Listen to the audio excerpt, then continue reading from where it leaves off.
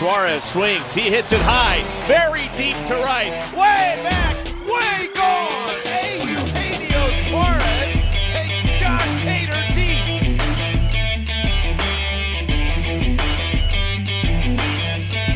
And the Cincinnati Reds beat the Brewers in Milwaukee.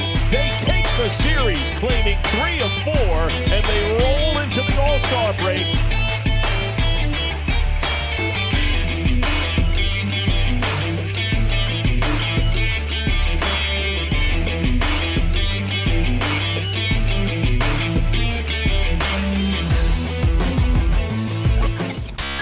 Hey, this is John Sadak, TV voice of the Cincinnati Reds, and you're up for Late Night Reds Talk. What's going on, everybody? It is Wednesday night. That means it is time for a Late Night Reds Talk live here on YouTube. Thank you all for tuning in, as always. Very excited. We're post All-Star break now, I guess. No, middle of All-Star break, post All-Star game, I should say. Getting ready for the second half of the season for another exciting series with the Brewers this weekend. I am Tim Daniel, as always, going around with our crew. Mr. Red Leg Nation himself, Nicholas Kirby. What is going on? How about that finish to the first half? It's nice. I feel like we have 2 weeks in a row where we can be positive. It's been like every other week was like, yeah, great week. And then the next week was like, it's okay. It was a rough week, but we're okay. And then 2 weeks in a row, 2 in a row where we can be really super positive. So that's exciting. Yes, absolutely. And also joining us, like always, wearing his awesome "We Are an Effing Nightmare" shirt, former big league pitcher, Mr. Carlos Guevara. What's up, y'all? Hopefully this shirt works better this year than last year. Yeah. Too soon. Too soon. Yes. Joining us this week, you can check her out, the Cincinnati Enquirer, also with Q102.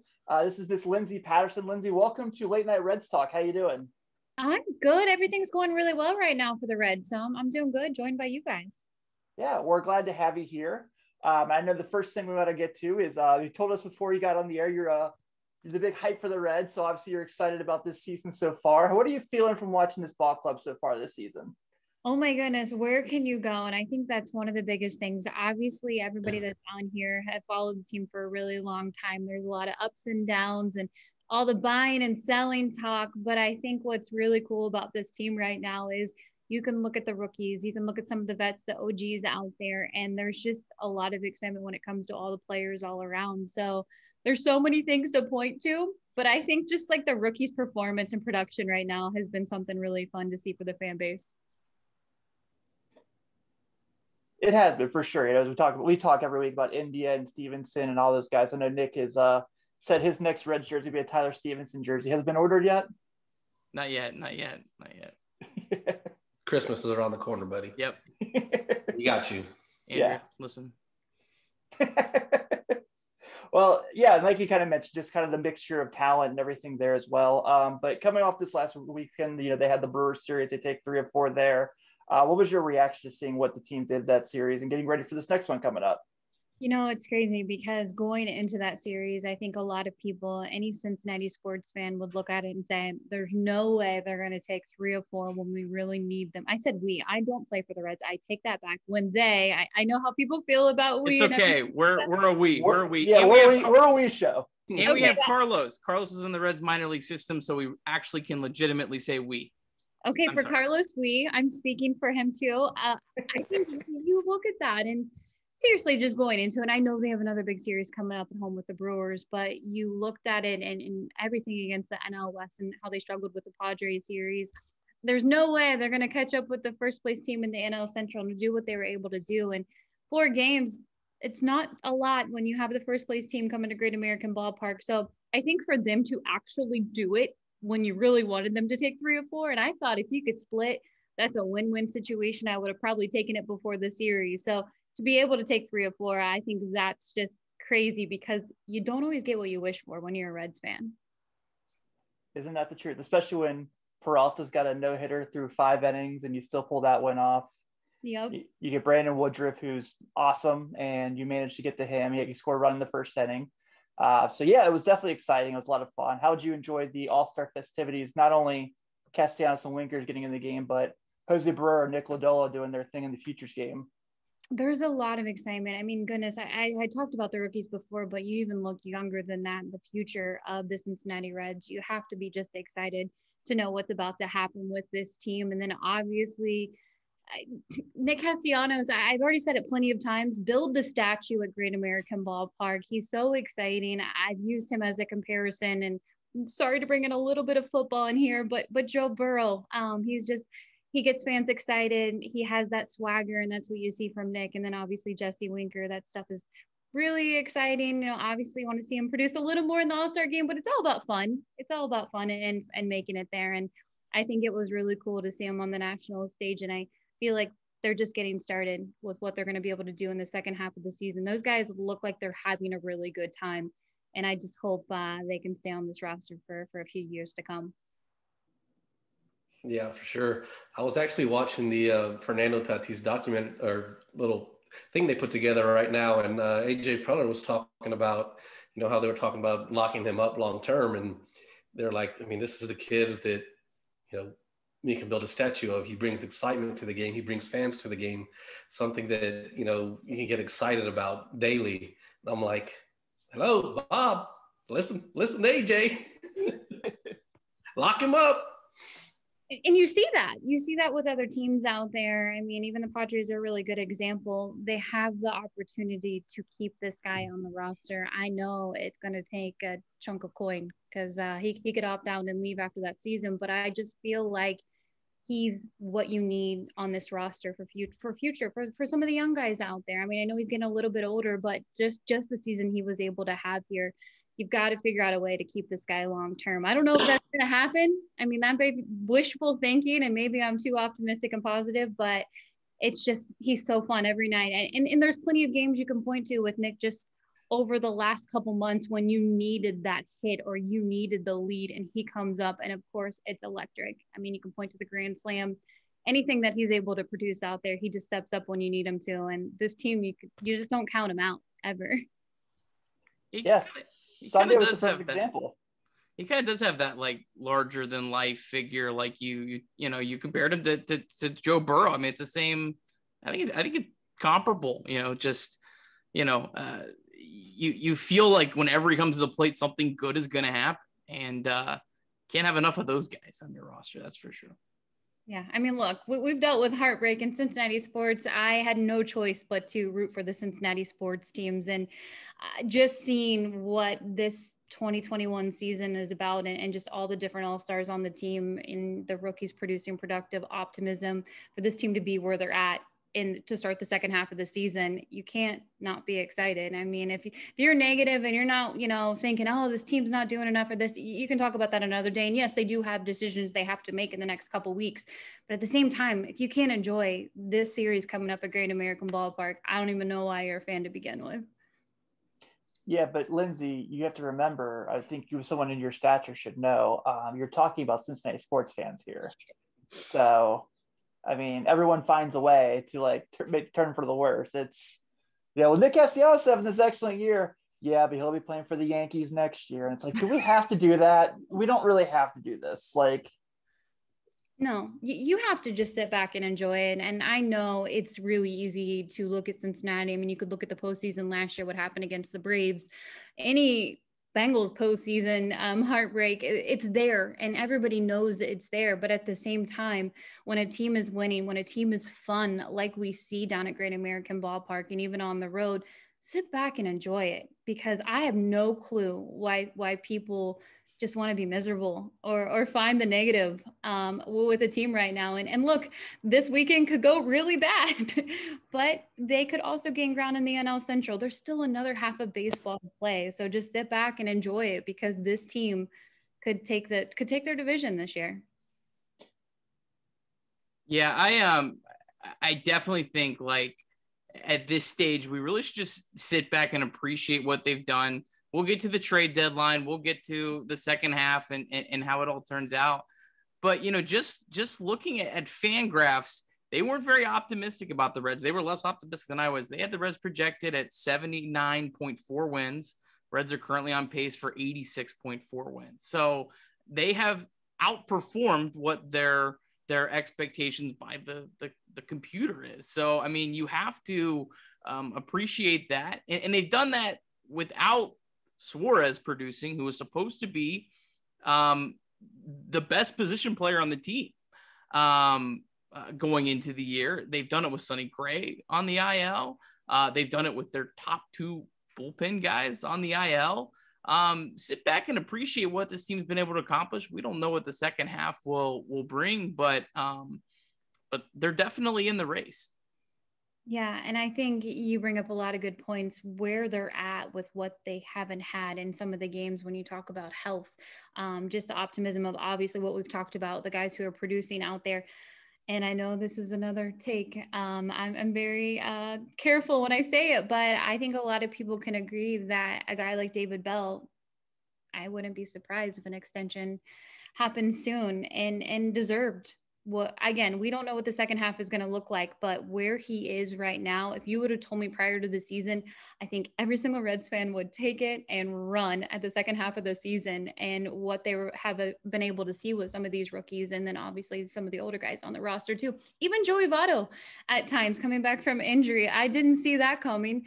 And just to have a guy like that, there was a play, a couple, probably the last homestand, and I'm losing my train of thought on the game, but just seeing him watch Tyler Stevenson help them for the go ahead and just run out there and just take his time to go see him as the OG and the rookie and just greeting him. It was like the future and the past. And it was just really cool to see. And I think that this team has that all around. So, from guys like David Bell to some of the rookies, some of the older guys, I think you should just sit back and appreciate what you have in Cincinnati right down at Great American Ballpark with this huge series coming up. Yeah, David Bell contract extension is long past due. We're definitely in agreement there. He's done a fantastic job. He's not perfect. There's never going to be a manager that we're going to like to 100%. Never. They don't exist. There's things that he does that I don't agree with. There's things that I don't understand, but a lot of times things probably don't understand. There's probably a reason that he can't say. He is the spokesperson, and sometimes he has to take one for the team. And I think he's taken one for the team a lot. But yeah, I'm right with you. I don't know why they've waited this long. I think they should just get that taken care of now, so that's not weighing on his, on his mind, because he's human. Your contract runs up in 2 months. You're going to want that security. So yeah, I'm with you. They should do that tomorrow. I'm in for it. I'll pitch in. We'll start the GoFundMe. Done. Yeah. I think one of the things too to kind of talk about, and you mentioned obviously we've talked about the injuries and everything this team's battled all year, but they are getting healthier. One of those, especially this Friday, is supposed to be the return of Michael Lorenzen to the team, who pitched pretty well in Louisville, and as Nick pointed out in a text message to us the other day, got to swing the bat a little bit down there. So seeing our Michael Lorenzen are not so much Shohei Ohtani get back to the team is pretty exciting. So pumped for that. Yeah, I think there's a lot of things that you can look for, and the health of the team. Obviously, this team will still have to make some moves, or they should make some moves in the next couple of weeks, because they are, or they should be, buyers. But you look like a guy like Michael Lorenzen and what he could bring, another healthy arm out there in the next couple of weeks. And he said, I'm going to be back Friday, which is a couple of days away, and it's just pretty unreal that you hope the health continues with this team in the second half of the season. Yeah, that's the main thing, is health. Keep these guys healthy, majority of them, get them lots of playing time, let them have fun, and they're going to be in a great spot come September. They are. Where are you guys with? See, I am optimistic, and I see a little bit of it on Red's Twitter. And then obviously I'm going to admit this on here. Didn't realize I wasn't following Nick until a couple weeks ago, because his tweets are amazing from all the stats, what's going on. I can get his recap every night, his radio highlights. Where are you guys overall with this team just after pretty much the half of the season and 4 games back? Well, I think they're going to win the World Series. I love it. Print the shirts. Print the shirts. Yeah, print them now. I'm in. I don't know. You guys go first. I've got them. Go ahead, Carlos. I've got them right there, being in it right there in the last 2 weeks of the season. Like, they could be up 2 games, they could be down 3 games, like anywhere in between. If they're, 90% healthy, I think they get there. I think we're going to see that Brewers starting pitching come down a little bit, just like pitching all across baseball is going to come down, and that's going to benefit the lineup of the Reds. They're already seeing the ball a whole lot better. We've gotten harder contact since they've made that sticky ban. So yeah, I'm super optimistic about it. Nick doesn't let anybody get down on the Reds at all. We try to say something, he punches us through the phone, reminds us why. I saw last night, Nick, that when people were complaining about Fernando Tatis being mic'd up during the All-Star game, you were like, it's an exhibition game, guys. Why do you dislike that? Like, I know what you mean. I'm sitting there in awe, and people are complaining about whatever. Yeah, I would say I'm definitely excited. I feel like if this team can kind of stay afloat for July and August, September schedule is very favorable. We've talked about that quite a bit. Like the last, you got quite a bit of Pirates games, your last chunky games in the season. So you stay where you're at now. You definitely make something happen, get some trades in there. As much as we don't know when, Moustakas is going to be back, we do know that we should start prepping pretty soon for Nick Senzel to be back by all accounts, looking like probably, August or so. And I think, getting those guys back along with the Lorenzens is going to make a lot of difference for this team. So, and, where do they go from there as far as the Vladimir Gutierrez of the group, the Jeff Hoffmans? What do they do there? Hoffman had a couple rehab outings in Louisville, has pitched pretty okay. He's not walking a ton of dudes down there. So hopefully that translates when it comes back to the big league squad. So I'm excited. Plus, maybe there is that small possibility of a Hunter Green Nick Lodolo thing this year to help this team in the postseason run. So that makes it exciting as well.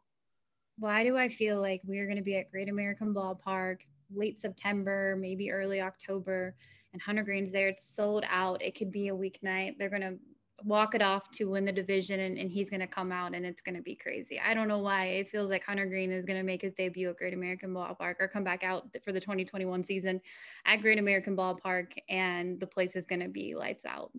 Just feels that way. I love it. Chapman vibes. Yeah. Yeah. I was at Clinchmas when Chapman came in and got the win. It was a good time. A good time. I feel like everybody was there. I think I bought a ticket for $5 and then ended up going, and it was a cool place. I can't believe how long ago it was, but I bought the senior citizen tickets online because I knew they wouldn't check my ID. Damn. So it's a good move. Yeah. It was like $10 senior citizen tickets to see them walk off and win the division for the first time in 15 years. It was worth it. I love it. I was there. I think Carlos was playing professional baseball, so I guess he has an excuse. What year was that? 2010. No, I think I had retired. Yeah. That was so no excuse. No excuse. Yeah. Should have been there. No, I went to the Giants playoff games in San Francisco, Reds, Giants, and the. So you felt pretty good when they went. Those were the good ones. We were in Cincinnati. I don't think you want me coming to those games. Yeah, I was at the games here, so I'm with you. Yeah, for sure. So you've talked quite a bit about being at the stadium so far. I think what I've noticed, and a lot of this is definitely COVID related. I've been to about 7 games this year. My wife has been saying that we need to get season tickets for next season because I go too much. So I'm definitely excited about that. But the atmosphere at the ballpark, I think a lot of it is just because, like, 1, the team's good, and 2, everyone just missed it so much from not being able to go last season. It's just so different. Everyone's super into it. It's not like the 9th inning anymore and people are doing the wave. They still are doing the wave from time to time, which is terrible. Ban it. But, in the 9th inning when the game's on the line, they're not doing it so much. So I think that's been really awesome to see. Like, it used to be like the Cubs would be in town and all you'd hear was like the Cubs fans and the blue shirts. But the last series when the Reds swept them, it was fairly even in the stands. Yeah, you can't do the wave or Joey Votto will steal third base. Yeah, I saw that. I love that. No, I agree with you. I think that Cubs series was really telling, and just it could be a Thursday night or a Friday night, and obviously your Saturday afternoon games or Sunday fun days are going to fill up, and even business day specials. But I think I've been more impressed with just the Thursdays or weeknight games when the place is full. And I know people want to get back to normal and get back to the ballpark. Obviously, you have a fun, exciting team, but I think it's pretty cool to see. And look, the weather, it could rain all weekend. I'm hoping it doesn't, It could be really just an insane atmosphere at Great American Ballpark Friday, Saturday, and Sunday, and I'm really looking forward to that. Yeah, me too. Absolutely. Well, Lindsay, you said you give us 20 minutes. We're definitely appreciate it. Guys, anything you want to touch on before we let her set her free? No, just thanks so much, Lindsay, for coming on. Really enjoyed it. Love your enthusiasm for this team. Keep it up. It's fantastic. Yeah, appreciate it. Thank you. It's nice meeting you. Keep up the great work, guys. All right, guys. That was Lindsay Patterson. That was a really fun guest to have on the show. Very enthusiastic. I love the optimism. Most of the people we have on here, are definitely our media members. They talk about the team. They talk about what they see. But like having someone who's like us and just super like a fan and just like expresses the things we feel. I definitely love having that on the show. Yeah, absolutely. Great. Yeah. So dudes, let's talk. Obviously last we talked was getting ready for the Brewers series. And we said what Lindsay said, we said, if they split, you feel pretty good, but it did take 3 of 4. Pretty exciting stuff. I think the thing that really jumped out the most, we've talked all year about how this team just has this never say die attitude. But now we're moving forward with a team that just won a couple games in the 9th inning against the Brewers. So that's got to make you feel pretty good about going to this series, right? Yeah, absolutely. Just the way they won those games. I mean, they weren't just all like, 4-1 wins. And, the first game they, left the bases loaded twice and everyone's like, oh, Cincinnati in a big series. And they lost that game after fighting back. And then they won, they won 3 in a row, blew a lead. Suarez, it's a home run off Hader, blew another lead. Castellanos, drives in the go-ahead run. Just the team we've seen all year that they're not stopping. And I think they put themselves in a really good spot to where they don't feel like they have to sweep the Brewers this weekend. Because if they would have split or God forbid they would have lost 3 or 4 Milwaukee, it would have kind of been like, yeah, they almost got to sweep this series. But, I think, man, you just win this series, you're in a really good spot.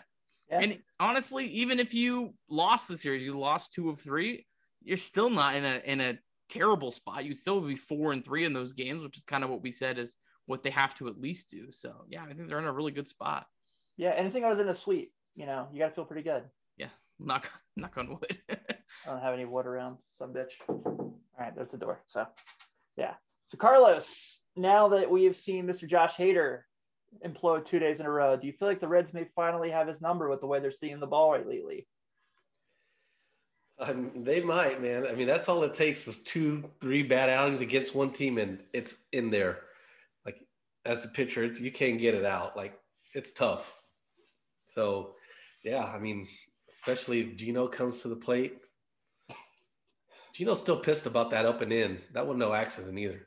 No, that definitely wasn't. I was going to ask you guys about that, but yes, I definitely agree. I felt like it was kind of like, the day before he hits a homer off him, the next day just happens to throw up and in. Like, it's not like Tyler Mallay's up and in where you're like, he does that a lot. It was definitely egregious. That was his first of the year. I don't think he's dumb enough to actually completely intentionally hit a guy with like a 250 on base percentage in a tie game. That seems kind of my guess is he probably was like, I'm going to throw it up and in, back him off the plate. I'm sick of this guy. He annoyed me yesterday. I don't really think he was trying to hit him, but he was, I think, intentionally trying to make him uncomfortable. Scare him, make him uncomfortable, and it sailed a little bit farther. But yeah. You hate to see it, guys. You just hate to see it. Yeah. I loved Carlos's at the All-Star game though. Yeah, I loved your tweet, Carlos, with his video at the All-Star game when you were like, "Hater, don't turn around. Gino Suarez is right behind you." In your nightmares. I love it. And then of course Corbin Burns throws 70 pitches in the All-Star game. So yeah, I was surprised. I was surprised they let 2 guys pitch. It's not very often that you see a team have 2 starting pitchers pitch in an All-Star game where their manager isn't the manager of the team, so they definitely had to get that okayed by the Brewers, which I don't know. I mean, I was surprised. I mean, I don't know. Maybe both of those guys were just like, hey, we really, really want to pitch. And, you're kind of in a spot where, if they're really lobbying hard to pitch, you don't want to, take that away from them. But right. But yeah, I don't know. It'll be interesting to see what they match up with this weekend, because I tweeted out, in 2019 there was 8 starting pitchers that pitched in the All-Star game that year for the NL, and none of them pitched before Sunday. So I think Freddie Peralta threw like 11 pitches. So I know that's just like kind of throwing on his bullpen day in a much different environment. But I don't know, the way they've been very, very careful with their starting pitchers. I don't know. They might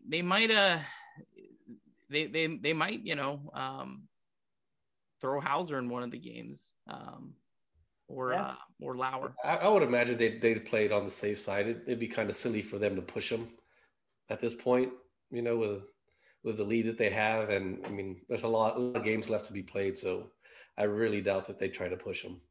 Yeah. Well, there is a lot of games to be played, but after this weekend, they only played the Reds 3 more times. So, but you'd rather have that health for the rest of the teams. Oh, I agree, but that's why I was surprised they let both pitch. I thought they'd been like, hey, you know what? We'll let one of you guys pitch. You can pitch again on Sunday. This is our big series. We will, we'll take it easy on you guys later in the year. I don't know. The Brewers, I feel like they have really not.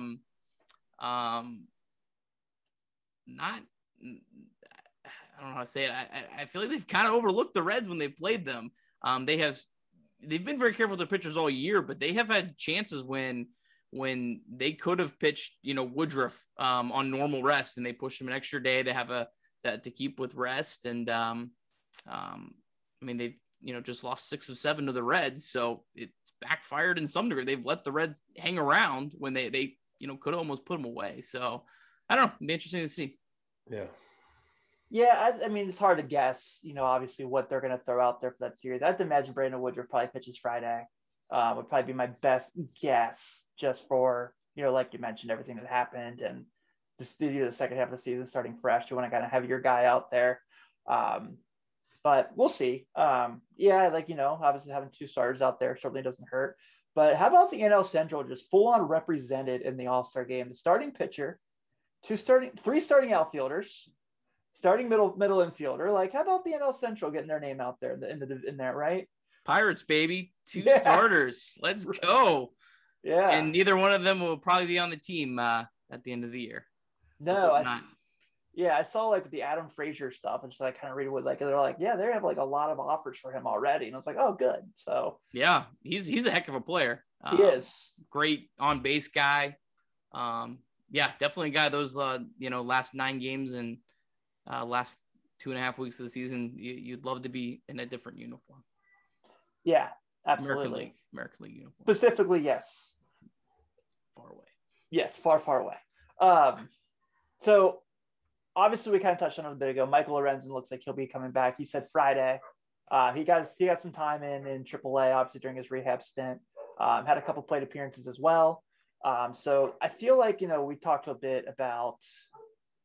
lot about like getting the position guys back, the Senzels, Moustakas, and things like that. But, we've talked quite a bit too about, Antone and Lucas Sims, but getting Antone, Sims, and Lorenzen back looking like in the near future certainly also kind of boosts a lot for this team. Obviously it's still, we still want them to go get a reliever if they can, but I feel like just getting those 2 guys back in your bullpen, where we've been nervous about this bullpen all year, is definitely going to kind of hopefully put some of those pieces back together for the squad. Yeah, I still think they need a shortstop too, though. Yeah, for sure. I think shortstop. I've been saying it. I know no one agrees with me, but I think shortstop's just as big of a deal. I think, sure, you could call up Barrio if you aren't able to get one, and maybe he'll produce. But wouldn't you much rather call him up and he's kind of in more of a utility role where there's not as much pressure on him? Because if you don't go get a shortstop, you call him up, you can't go back. There's no going and getting a shortstop. There's even the waiver deadline's gone. You can't get guys off waiver. 31st is it. You're done. That's all you can do. Yeah, it definitely kind of is you're kind of in that mode to hear. You mentioned, is it, some of the guys you were kind of talking about, because I know, Anderson Simmons come up. Obviously, everyone talks about Trevor Story. Was it Miguel Rojas you were kind of talking about fairly recently? Yeah, he seems like he would make the most sense. He would you'd have control of him this year and next. Thing I really like about him, and I know he has struggled at the plate the last like month. His numbers have come down a little bit, but he's still a significant upgrade over Kyle Farmer. And I think at this stage he's probably a significant upgrade over Jose Barrio, unless he just took off.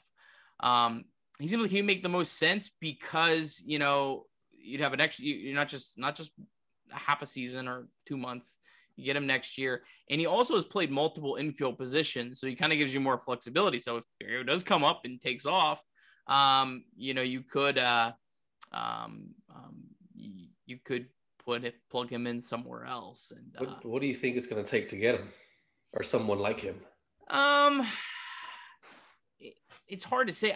I think you could definitely get him without giving up any of your top dogs, your Hunter Greens or your Nick Lodolos or something like that. I don't know. I mean, I have no idea what Nick Senzel's value is. That would be kind of maybe an interesting swap where you're swapping, you know, more the upside with the years. I think, you know, like if you look at like a trade generator for whatever it's worth, it probably says they're about an equal value for each other. Mm-hmm. But I don't know what Nick Senzel's value is. I doubt the Reds know what Nick Senzel's value is. I mean, I bet it's vastly different team to team, you know, the teams you're looking to trade at. So I don't know, something like that. I think they should absolutely be knocking on the door of Trevor Story. If they're not, they're cheating themselves and I agree. Fans. I mean, no, I don't think they should go give up Hunter Green or Nick Lodolo for him. But I'd give up quite a bit. I mean, you acquired Trevor Story. I think he's probably the best position player on the team. I know people look at his stats from 2021 and might scoff at that, but you look at what he's done in the past and, you know, what he's capable of at the shortstop position, he'd be up there. So he definitely changes the entire trajectory of the team. So. Yeah, for sure. I mean, you kind of put him in that 2 spot with those guys around him. Certainly makes things a lot more fun. Yeah. Yeah. I think everyone shot down on Twitter this week my Chad Green fantasy. They were saying the Yankees probably aren't going to be doing it. And I understand that.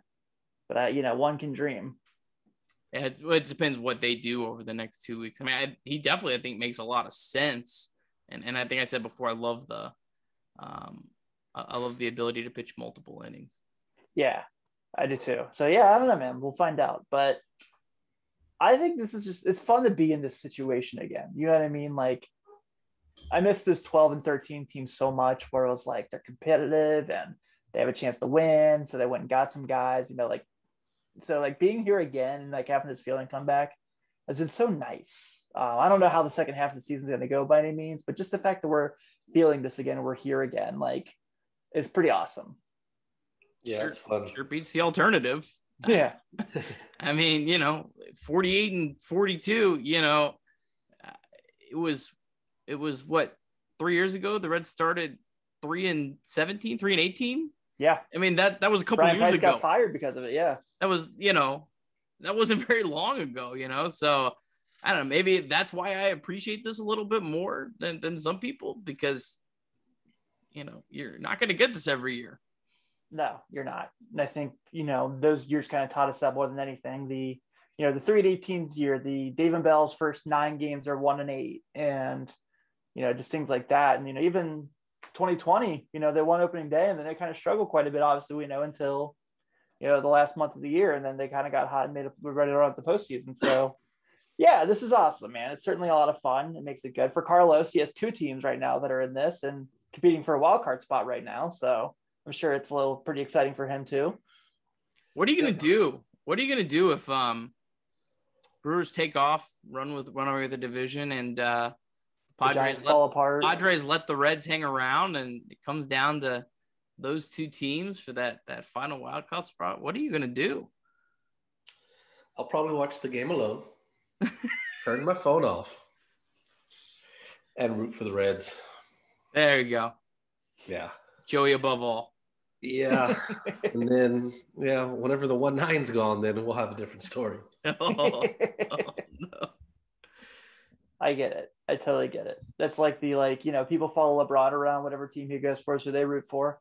I respect it. Joey's gonna take over for Crawl when he's done. Be the GM. Maybe. That'd be awesome. No, it would be terrible. Could you imagine? Could you imagine? All the think about what poor Crawl has to deal with on a daily basis. I wouldn't wish that on anyone. True. Yeah. It'd be like 8 guys, 8 on base, 8 high on base percentage guys would just be the team. Cool. Playing Moneyball. I like it. I'm into it. Yeah, I think those are one of the things I want to touch on. With this kind of the Brewers thing's coming up. Kind of looking at what's coming up also with this homestand. You've got the Mets, which it looks like. I mean, you're gonna have to guess that the first game they play out of the break is probably Jacob deGrom starting. So I believe I saw somewhere where they said there's a very good chance they might try to give him a couple extra days of rest and maybe start him on Sunday. I saw that somewhere. So what a break that would be to miss him. For him. Yeah. For him. Yeah, because the Mets, I mean, for those who aren't following, obviously I know that Jacob deGrom is incredible. But they're not exactly a team that's hitting very well either. Francisco Lindor, their $300 million shortstop, isn't necessarily playing the $300 million game. So that's kind of in the Reds' favor. The Cardinals obviously been struggling. They're kind of slowly weeping away. So we talk about all the things the Reds can do going into the trade deadline. There's a really good chance this division looks super, super different in August. What do the Cardinals do? Do they do anything? Or they kind of stay put and just kind of pack it in for the year? Do they try to, sell something off? Do they try to make a move to try to potentially get back in? Because I don't think they're super out of it as much as I would like them to be. We obviously know what the Cubs are going to, I would be very surprised if Chris Bryant is still on the team come August. Give him to the Reds.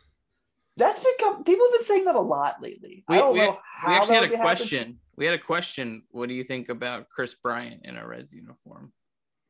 I mean, he would look sexy. I think he would look very. It would look good on him. Yeah, he's played what? First base, third base, center field, and left field this year. Yeah, he actually said. I actually heard him on the Purple Carpet show. He said that his favorite position to play is center field. So I mean, that would I would assume be where you would play him, but I can't imagine the Reds wanting to give up whatever it would be for a guy that's at a position that's not a big need for them. And on top of that, the Cubs trading Chris Bryant to the Cincinnati division Reds, team, who just whipped him around and embarrassed him. So yeah, and get him and Amir on the same team. What could possibly go wrong there? Him and Rizzo on the same team. Oh, that's yeah. I think Rizzo's the bigger beef. Yeah, it would look spectacular. It would be awesome. I can't imagine the front office being cool with what it would take, like you said, to have him for 8 weeks. Yeah. Just on the Cardinals, I was kind of curious. I kind of looked up their free agents. They have no one that's really of value that's a free agent. Their free agents are Wainwright, Molina, and Miller. I can't imagine them, even if they really wanted to, trading Wainwright or Molina. I guess Andrew Miller maybe is a guy they trade, but he hasn't really pitched all that well. Yeah. Everyone else they still have control of beyond this year. And when you trade for Arenado, I'm assuming planning on trying to contend the next couple of years. So the Cubs situation is a lot different, just because who could have saw that their starting pitching would not have held up? Who possibly could have saw that coming? I don't know, but yeah, I mean, they're toast. Their pitching's not good enough. Yeah, and then obviously the post Theo era, man, it's a thing. When he comes in and he wins, when he leaves, it's he left in Boston that year. They won 68 games. The Cubs are going through this year. Like LeBron, baby. Yeah, exactly. because I was listening to Baseball Barkey the other day, and they were talking about like with the Cubs traded Yu Darvish. It's like for them to fix the season, they'd have to trade for a Yu Darvish. Now they can't even do that. So it's and then obviously the Pirates. We talked about their two guys. Those guys. I feel like they'll probably move everyone they can besides Brian Hayes. I feel like he's kind of the guy. He's going to be their guy they hold on to, obviously. But yeah, I imagine that a lot of people are going to be asking for their pretty good assets. Like, I don't know, is Gregory Blanco still good according to like advanced numbers, Nick, or is he still just like average? Or I think he's pretty average. He started off the year just awful, but I think he was playing pretty well of late. I'll give you my riveting television here. No, he's terrible. What 73 weighted runs created plus? 41 last year, 87 the year before. Yeah, he's pretty bad. I think he got hot for like a week, maybe. Yeah, he's not good. So teams won't be calling for Polanco more than likely. Yeah, and he's on a 5-year, $36 million deal. So the Pirates will be paying to send him anywhere they chose to. Yeah, that's true. Real quick, couple more things. So obviously the draft is this past week, and the Reds stocked up on some talent. They got a shortstop. I know everyone's excited about that, and they want to know if he can play on the major league team next week. Let's go. I don't even think he signed his contract yet, but we talked about this a little bit last. Actually, it was probably in our text chain, but I always love the reaction to baseball draft picks because it's like, oh man, that guy's going to be a star, and it's like, he's a sleeper. I can't believe he slipped all the way down to 13. What? Yeah, and a lot of it is like, well, some teams draft those guys so they can save money. And like, it's not like just drafted all pitchers. Yeah, the Angels took 20 pitchers. They're like, we've had enough. We've had enough of this pitching problem. We've got Ohtani. We've got Trout. They'll score all of our runs. We got Rendon. Let's just get all pitchers. Were they all college pitchers so they can like one high school pitcher? One high school. Yeah, that's insane. That's insane. The draft's wild. I mean, I think half of these teams don't know what they're picking. I mean, they're like, yeah, we like this guy, but who knows? It cracks me up about the broadcast whenever they're talking about these guys. Oh, this is a guy that I really like. That you haven't seen him play. You've seen highlights just like we're seeing tonight. You say that about every 3 guys. They all rotate. This guy's the one you like. This guy's the one you like. That coach, I don't know if y'all which one y'all watched, if y'all watched it at all, but the coach from Vanderbilt, he looked like he was so mad the whole time. He just never smiled. It's cracking me up. Well, yeah, like when you watch like the football or the basketball drafts, I know they're completely different animals. There's always like the analyst that's like, I don't really like that pick. In baseball, like every guy's like that's a difference maker right there.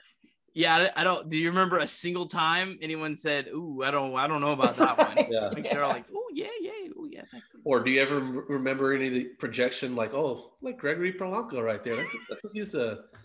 No, it's always like, oh, that's Ken Griffey Jr. And yeah, this could be the next Mike Trout. Like Henry Davis is Johnny Bench and Carl Yastrzemski mixed in one, and you're like, what? Huh? Oh boy. Yeah. And then obviously the sucky news for baseball fans to kind of tie here. So Ronald Acuna Jr. tears his ACL, obviously now out for the year, which sucks for baseball fans. Obviously the Braves have already had a rough year as it is. It certainly helps the Nick Castellanos MVP candidacy that people are starting to bring up. I still kind of feel like DeGrom has got to be the front runner because that's what the betting odds are right now. But could you see obviously with the year he's having, if he keeps up this pace, is Castellanos you're looking like in that top 3 MVP voting possibility for the National League? If he keeps up what he's doing now, yeah. Yeah, I mean, I think he kept up what he's doing now. I think he'd be a lock. I mean, the only way he could win it is if I don't see any way DeGrom comes back to earth. I mean, if DeGrom gets hurt. Has he touched earth before? No. Yeah. I don't know. It would get very interesting if DeGrom doesn't have enough innings to qualify for the ERA title. It'd be hard to vote. He might still have the most, wins above replacement, but I feel like there would definitely be some voters be like, I'm not voting for a guy for MVP that didn't even qualify for the ERA title. That could be interesting because I don't think he qualifies right now. Really? I didn't know that. I don't think he does. I could be wrong. I'm wrong a lot, but I don't feel like you are though. Yeah. We know.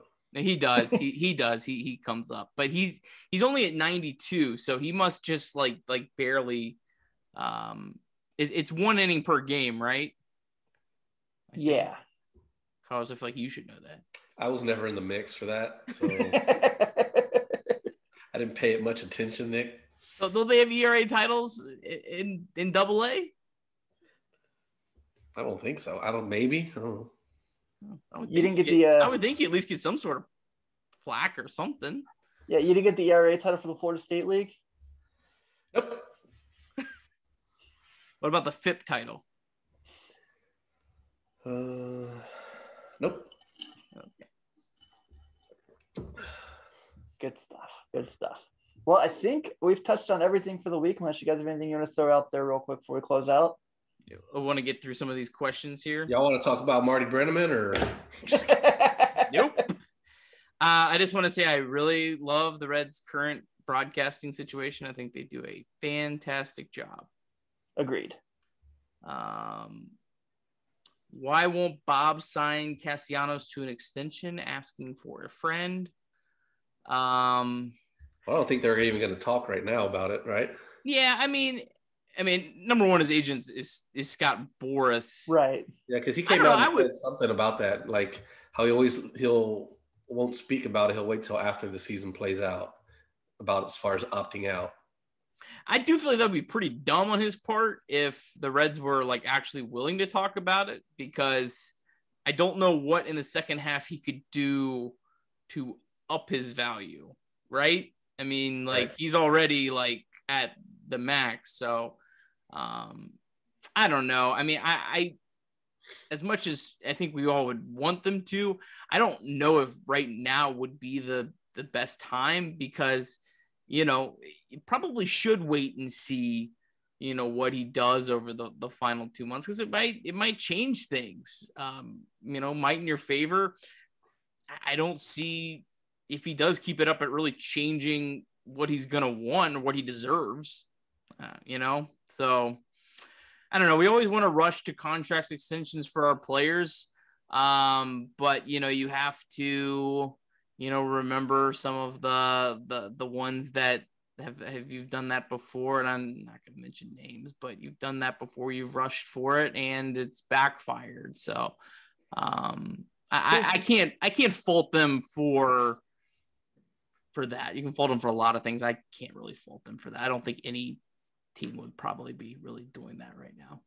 Yeah, I think the other thing too people got to look at is what's the market going to look like. So let's say he opts out. Like, you know, these big market teams, they all pretty much have corner outfielders. I'm not saying teams wouldn't take them, but like, I mean, you know, I bring up the Yankees all the time because everyone knows that they always have these like deep pockets, but they're paying Giancarlo Stanton and Aaron Judge about $500 million a year combined. So, you know, for their, not since they combined, but $500 million total for their salaries. So I don't think that they're going to be able to move those guys very easily. You know, obviously, you know, I don't know what the Red Sox look like and things like that.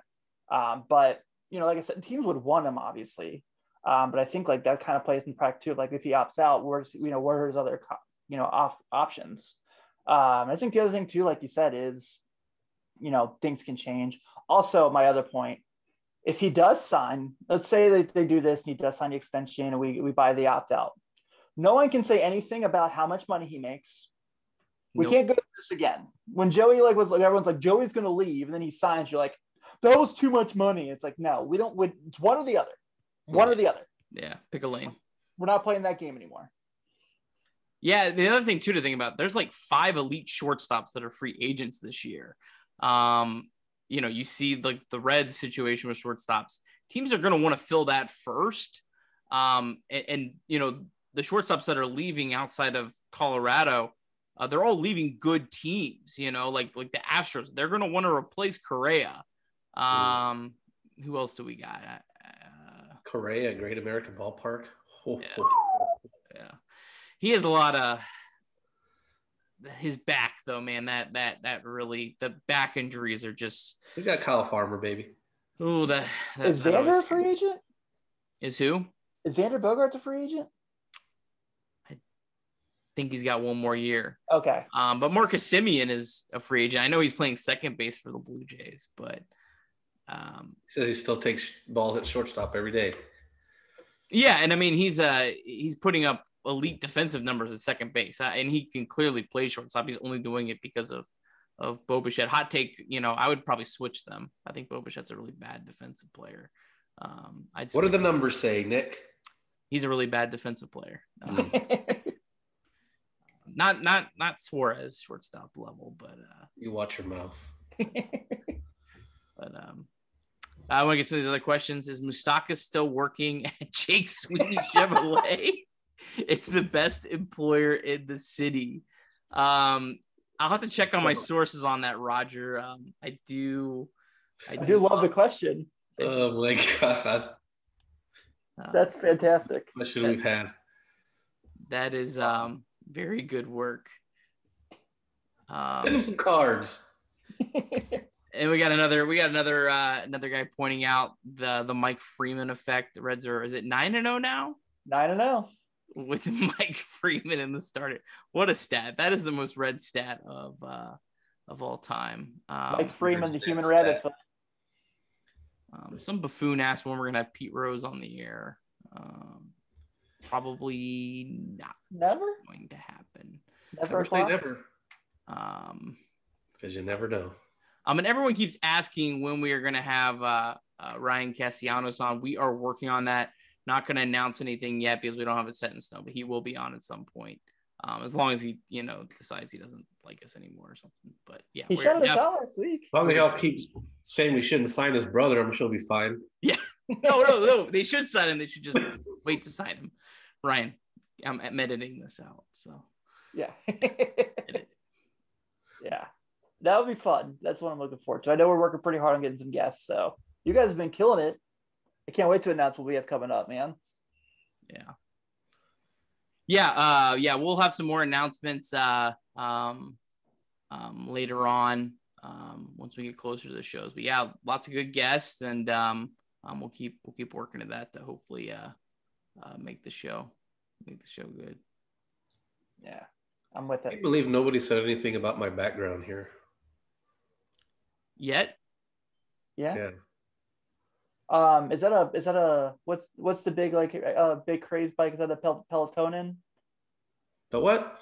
Is it the Pelotonin exercise bike you got back there? Peloton? Peloton, Yeah. Peloton, that's it. Pelotonin.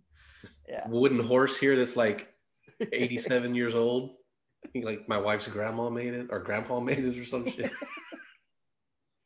I like your background, Carlos. Hey, So family, man. That's what my neighbor, shout out to my neighbor, he's watching. He's like, we got to do something about your. We'll teach you how to do I can set it up. I can put some the sound pads and everything and maybe some no. Just do a virtual background. We can teach you to do a virtual background. I used to have the Technodrome as my background from Ninja Turtles. That was mine forever. They got some questions at work for being unprofessional though, so I don't get it. Yeah. Well, I think other than that, do we have any other questions we need to touch on? Get out that we got asked, or I think we got them all. Thanks everyone for watching and chatting, and always enjoy the questions. Yeah, for sure. Thank you all again. So housekeeping again before we get out of here. So if you are subscribed to Nick's YouTube channel where you can get our shows if you're not checking out live every week, but we are on Apple Podcasts, Stitcher, Google Play. Our Apple Podcast reviews are getting up. Thank you guys for taking some time to do that. We could definitely use more. So please, if you do have a moment, you haven't done it yet, just a simple few seconds of your time, a nice 5-star review. Tim, Nick, and Carlos are cool, and thumbs up, and we'll take it. So thank you all for tuning in. We definitely appreciate everything. Have a good night. Enjoy this Brewers series. Hopefully we'll be back soon. Talk about getting ready for the rest of the Mets and Cardinals series coming up. So take it easy, everyone. See you.